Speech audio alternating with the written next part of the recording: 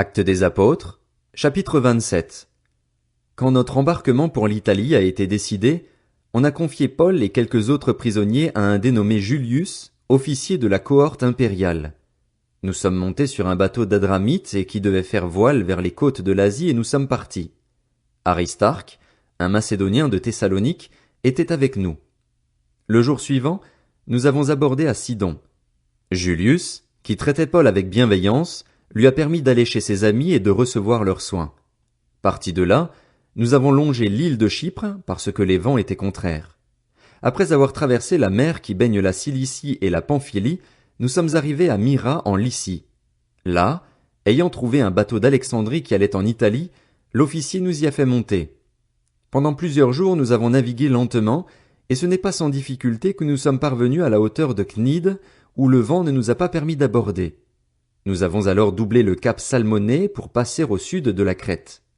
Nous avons longé l'île avec peine et sommes arrivés à un endroit appelé Beauport, près de la ville de Lasée. Un temps assez long s'était écoulé et la navigation devenait dangereuse, car l'époque même du jeûne était déjà passée. C'est pourquoi Paul a donné cet avertissement. « Mes amis, je vois que la navigation ne se fera pas sans dommage et qu'il y aura beaucoup de pertes, non seulement pour la cargaison et pour le bateau, mais encore pour nous-mêmes. » Mais l'officier se fiait plus au capitaine et au patron du bateau qu'aux paroles de Paul.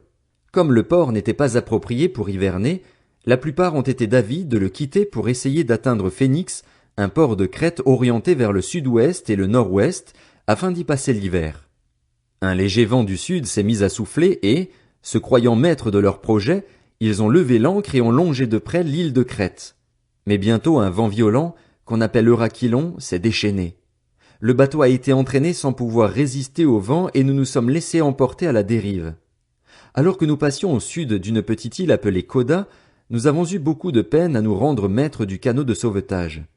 Après l'avoir hissé à bord, ils ont utilisé les cordages de secours pour ceinturer le bateau. Dans la crainte d'échouer sur la Syrte, ils ont abaissé les voiles, et c'est ainsi qu'ils se sont laissés emporter par le vent. Comme nous étions violemment battus par la tempête, le lendemain ils ont jeté la cargaison à la mer, et le troisième jour ils ont jeté de leurs propres mains les agrès du bateau. Le soleil et les étoiles ne nous sont pas apparus pendant plusieurs jours et la tempête a été si forte que, finalement, nous avions perdu tout espoir d'être sauvés. On n'avait pas mangé depuis longtemps. Alors Paul, debout au milieu d'eux, leur a dit « Mes amis, il aurait fallu m'écouter et ne pas quitter la Crète, afin d'éviter ces dommages et ces pertes. Mais maintenant, je vous invite à prendre courage, car aucun de vous ne perdra la vie. Seul le bateau sera perdu. En effet, un ange du Dieu auquel j'appartiens et que je sers m'est apparu cette nuit et m'a dit « Paul, n'aie pas peur. Il faut que tu comparaisses devant l'empereur, et voici que Dieu t'accorde la vie de tous ceux qui naviguent avec toi. C'est pourquoi, mes amis, prenez courage. J'ai confiance en Dieu. Tout se passera comme cela m'a été dit. Nous devons toutefois échouer sur une île. » La 14e nuit, vers le milieu de la nuit, alors que nous étions ballottés sur l'Adriatique, les marins ont supposé que l'on approchait d'une terre. Ils ont jeté la sonde et trouvé 36 mètres de profondeur. Un peu plus loin, ils l'ont de nouveau jetée et ont trouvé 27 mètres. Dans la crainte d'échouer sur des récifs, ils ont jeté 4 ancres à l'arrière du bateau et attendu le jour avec impatience. Mais, alors que les marins cherchaient à s'échapper du bateau et mettaient le canot à la mer sous prétexte de jeter les ancres situées à l'avant, Paul a dit à l'officier et aux soldats « Si ces hommes ne restent pas sur le bateau, vous ne pouvez pas être sauvés. » Alors les soldats ont coupé les cordages du canot et l'ont laissé tomber. Avant que le jour se lève, Paul a encouragé tout le monde à prendre de la nourriture en disant « C'est aujourd'hui le 14e jour que vous êtes dans la tente sans manger, sans rien prendre. Je vous invite donc à prendre de la nourriture, car cela est nécessaire pour votre salut et aucun de vous ne perdra un cheveu de sa tête. » Après avoir dit cela, il a pris du pain, a remercié Dieu devant tous, puis il l'a rompu et s'est mis à manger. Alors tous ont repris courage et ont eux aussi mangé. Nous étions 276 personnes en tout sur le bateau. Une fois rassasiés, ils ont allégé le bateau en jetant le blé à la mer. Au lever du jour, sans reconnaître l'endroit, ils ont aperçu un golfe avec une plage et décidé, si possible, d'y faire échouer le bateau. Ils ont détaché les ancres pour les laisser aller dans la mer et ont en même temps relâché les attaches des gouvernails. Puis ils ont mis au vent la voile d'artimon et se sont dirigés vers le rivage, mais ils sont tombés sur un banc de sable où ils ont fait échouer le bateau. L'avant du bateau s'y est enfoncé et a été immobilisé, tandis que l'arrière se brisait sous la violence des vagues. Les soldats étaient d'avis de tuer les prisonniers de peur que l'un d'eux ne s'échappe à la nage, mais l'officier, qui voulait sauver Paul, les a empêchés de mettre ce projet à exécution. Il a ordonné à ceux qui savaient nager de se jeter les premiers à l'eau pour gagner la terre et aux autres de s'agripper à des planches ou à des débris du bateau. C'est ainsi que tous sont parvenus sains et saufs à terre. Actes des Apôtres, chapitre 28. Une fois hors de danger, nous avons appris que l'île s'appelait Malte. Ses habitants nous ont témoigné une bienveillance peu courante. Ils nous ont tous accueillis près d'un grand feu qu'ils avaient allumé, car la pluie tombait et il faisait très froid. Paul avait ramassé un tas de broussailles et il était en train de les mettre sur le feu quand, sous l'effet de la chaleur, une vipère en est sortie et s'est accrochée à sa main. Lorsque les habitants de l'île ont vu l'animal suspendu à sa main, ils se sont dit les uns aux autres, « Cet homme est certainement un meurtrier, puisque la justice n'a pas voulu le laisser vivre bien qu'il ait été sauvé de la mer. » Mais Paul a secoué l'animal dans le feu et n'a ressenti aucun mal. Ces gens s'attendaient à le voir enfler ou tomber mort subitement. Après avoir longtemps attendu, voyant qu'il ne lui arrivait aucun mal, ils ont changé d'avis et ont déclaré que c'était un dieu.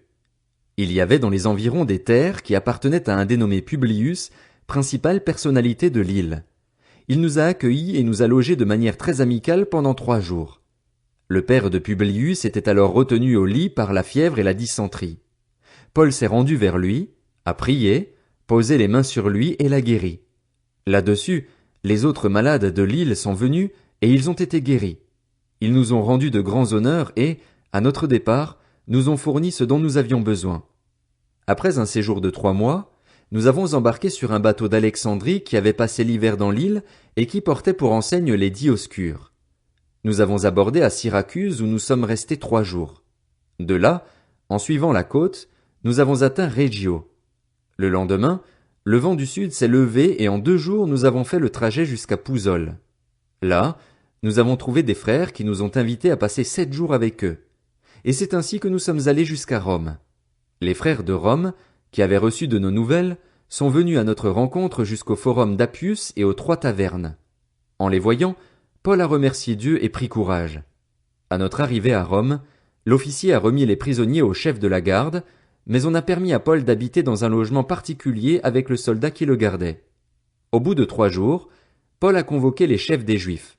Quand ils ont été réunis, il leur a adressé ces paroles, « Mes frères, bien que n'ayons rien fait contre notre peuple ni contre les coutumes de nos ancêtres, j'ai été mis en prison à Jérusalem et livré entre les mains des Romains.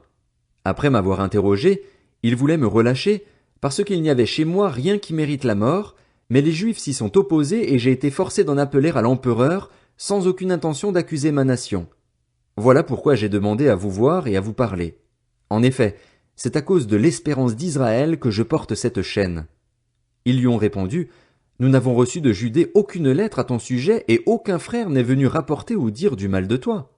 Cependant, nous voudrions t'entendre dire toi-même ce que tu penses, car nous savons que cette secte rencontre de l'opposition partout. » Ils lui ont fixé un jour et sont venus en plus grand nombre le trouver dans son logement. Paul leur a fait un exposé, il a rendu témoignage du royaume de Dieu et a cherché, à partir de la loi de Moïse et des prophètes, à les persuader de ce qui concerne Jésus. L'entretien a duré depuis le matin jusqu'au soir. Les uns ont été convaincus par ce qu'il disait, les autres n'ont pas cru. Comme ils se retiraient en désaccord, Paul n'a ajouté que ces mots, « C'est avec raison que le Saint-Esprit a dit à nos ancêtres par l'intermédiaire du prophète Ésaïe, « Va vers ce peuple et dis, vous aurez beau entendre, vous ne comprendrez pas. Vous aurez beau regarder, vous ne verrez pas. En effet, le cœur de ce peuple est devenu insensible. Ils se sont bouchés les oreilles et ils ont fermé les yeux de peur que leurs yeux ne voient, que leurs oreilles n'entendent, que leur cœur ne comprenne, de peur qu'ils ne se convertissent et que je ne les guérisse. Sachez donc que le salut de Dieu a été envoyé aux non-juifs, et eux, ils l'écouteront. » Lorsqu'il a dit cela, les Juifs sont partis en discutant vivement entre eux. Paul est resté 2 années entières dans une maison qu'il avait louée. Il accueillait tous ceux qui venaient le voir. Il prêchait le royaume de Dieu et enseignait ce qui concerne le Seigneur Jésus-Christ avec une pleine assurance et sans obstacle. Romains, chapitre 1. De la part de Paul, serviteur de Jésus-Christ, appelé à être apôtre, mis à part pour annoncer l'évangile de Dieu. Cet évangile, Dieu l'avait promis auparavant par ses prophètes dans les saintes Écritures. Il concerne son Fils qui, en tant qu'homme, est né de la descendance de David et qui, du point de vue de l'Esprit Saint, a été déclaré Fils de Dieu avec puissance par sa résurrection, Jésus-Christ notre Seigneur. C'est par lui que nous avons reçu la grâce d'exercer le ministère d'apôtre pour conduire en son nom des hommes de toutes les nations à l'obéissance de la foi. Et vous en faites partie vous aussi, qui avez été appelés par Jésus-Christ. À tous ceux qui sont à Rome, bien-aimés de Dieu, appelés à être saints, que la grâce et la paix vous soient données de la part de Dieu notre Père et du Seigneur Jésus-Christ. Tout d'abord, je dis à mon Dieu par Jésus-Christ toute ma reconnaissance au sujet de vous tous, parce que dans le monde entier on parle de votre foi. Dieu, que je sers de tout mon cœur en annonçant l'évangile de son Fils, m'est témoin que je fais sans cesse mention de vous dans mes prières. Constamment je lui demande d'avoir enfin, dans le cadre de sa volonté, le bonheur d'aller chez vous. Je désire en effet vous voir pour vous communiquer un don spirituel afin que vous soyez affermis, ou plutôt afin que nous soyons encouragés ensemble chez vous par la foi qui nous est commune, à vous et à moi. Je ne veux pas que vous ignoriez, frères et sœurs, que j'ai souvent formé le projet d'aller vous voir afin de récolter du fruit parmi vous tout comme parmi les autres nations, mais j'en ai été empêché jusqu'ici. Je me dois à tous, civilisés ou non, sages ou ignorants. Ainsi j'ai un vif désir de vous annoncer aussi l'Évangile à vous qui êtes à Rome. En effet, je n'ai pas honte de l'Évangile de Christ. C'est la puissance de Dieu pour le salut de tout homme qui croit, du juif d'abord, mais aussi du non-juif. En effet, c'est l'Évangile qui révèle la justice de Dieu par la foi et pour la foi, comme cela est écrit, le juste vivra par la foi. La colère de Dieu se révèle du ciel contre toute impiété et toute injustice des hommes qui par leur injustice tiennent la vérité prisonnière, car ce qu'on peut connaître de Dieu est évident pour eux, puisque Dieu le leur a fait connaître. En effet, les perfections invisibles de Dieu, sa puissance éternelle et sa divinité, se voient depuis la création du monde, elles se comprennent par ce qu'il a fait. Ils sont donc inexcusables, puisque tout en connaissant Dieu, ils ne lui ont pas donné la gloire qu'il méritait en tant que Dieu et ne lui ont pas montré de reconnaissance. Au contraire, ils se sont égarés dans leur raisonnement et leur cœur sans intelligence a été plongé dans les ténèbres. Ils se vantent d'être sages, mais ils sont devenus fous, et ils ont remplacé la gloire du Dieu incorruptible par des images qui représentent l'homme corruptible, des oiseaux, des quadrupèdes et des reptiles. C'est pourquoi Dieu les a livrés à l'impureté par les désirs de leur cœur, de sorte qu'ils déshonorent eux-mêmes leur propre corps, eux qui ont remplacé la vérité de Dieu par le mensonge et qui ont adoré et servi la créature au lieu du Créateur, qui est béni éternellement. Amen. C'est pour cette raison que Dieu les a livrés à des passions déshonorantes. Leurs femmes ont remplacé les rapports sexuels naturels par des relations contre nature. De même, les hommes ont abandonné les rapports naturels avec la femme et se sont enflammés dans leurs désirs les uns pour les autres. Ils ont commis homme avec homme des actes scandaleux et ont reçu en eux-mêmes le salaire que méritait leur égarement. Comme ils n'ont pas jugé bon de connaître Dieu, Dieu les a livrés à leur intelligence déréglée, de sorte qu'ils commettent des actes indignes. Ils sont remplis de toutes sortes d'injustices, d'immoralité sexuelle, de méchanceté, de soif de posséder et de mal. Leur être est plein d'envie, de meurtre, de querelles, de ruses, de fraude et de perversité. Rapporteurs, ils sont aussi médisants, ennemis de Dieu, arrogants, orgueilleux, vantards, ingénieux pour faire le mal, rebelles à leurs parents. Dépourvus d'intelligence, de loyauté, d'affection, ils sont irréconciliables, sans pitié.